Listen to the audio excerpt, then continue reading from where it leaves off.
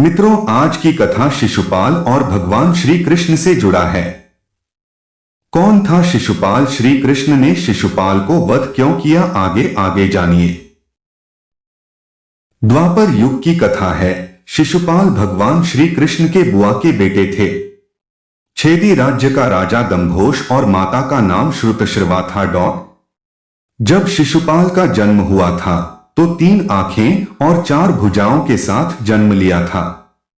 यह देखकर शिशुपाल के माता पिता अचंभित में पड़ गए। ऐसा कैसे हुआ? तभी आकाशवाणी हुआ, घबराओ नहीं, समय आने पर अतिरिक्त आंखें और भुजाएं स्वतः गायब हो जाएंगे, परंतु जिस व्यक्ति के कारण यह चमत्कार होगा वही व्यक्ति शिशुपाल के मौत का कारण बनेगा। एक बार भगवान श्री कृष्ण अपने बुआ के घर पहुंचे। शिशुपाल को देखकर बहुत प्रसन्न हुए।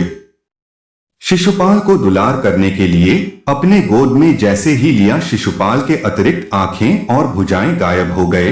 यह देखकर घर में खुशी का माहौल छा गया, परंतु आकाशवाणी होने के कारण शिशुपाल के माता पिता चिंतित हो गए।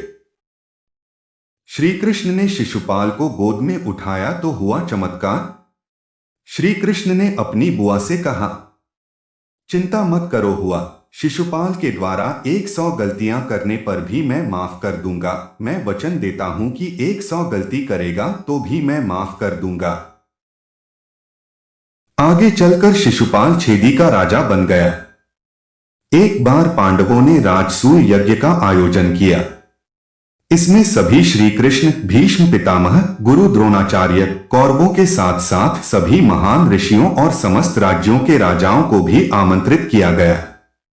छेदीराज शिशुपाल भी सभा में मौजूद था। यज्ञ खत्म होने के बाद युधिष्ठिर को सभी महात्माओं की पूजा करनी थी। तब उनके मन में दुविधा पैदा हो गई कि वह सबसे पहले किसकी पूजा करें। तब युधिष्ठिर ने भीष्म पितामह से इसका समाधान पूछा। भीष्म ने कहा कि श्री कृष्ण परम वंदनीय हैं, इसलिए उनकी सबसे पहले पूजा की जानी चाहिए। जैसे ही युधिष्ठिर श्री कृष्ण की पूजा करने के लिए आगे बढ़े, शिशुपाल अपनी जगह से उठ खड़ा हुआ। शिशुपाल ने श्री कृष्ण की पहले पूजा करने पर सवाल उठाए। युधिष्ठिर ने कहा कि भीष्म पितामह की आज्ञा से उन्होंने कृष्ण की पूजा करने का फैसला लिया है। शिशुपाल, उन्हें रोकने वाला कौन होता है? शिशुपाल को क्रोध आ गया। उसने युधिष्ठिर के साथ साथ श्री कृष्ण को भी भला बुरा कहना शुरू कर दिया। तब श्री कृष्ण उठे और शिशुपाल को शांत रहने के लिए कहा। उन्होंने समझाया कि वे उसकी 100 गलतियां माफ कर देंगे, लेकिन जैसे ही 100 से एक भी ज्यादा गलती की तो वे उसका वध कर देंगे।